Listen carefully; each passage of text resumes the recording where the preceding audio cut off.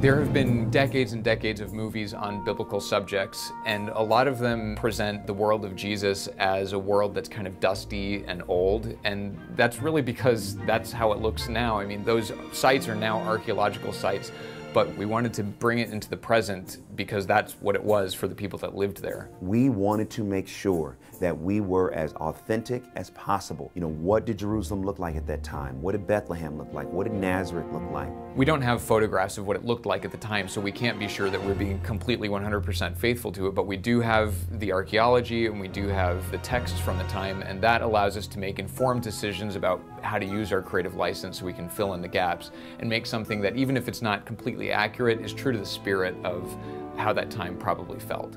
The buildings in the cities of the time of Jesus were really interesting because you had a combination of the native Israelite architecture and the architecture of the Romans, who were the sort of imperial overlords. And so we tried to build that into the movie by showing a combination of Roman architecture and the more organic shapes of Jewish architecture.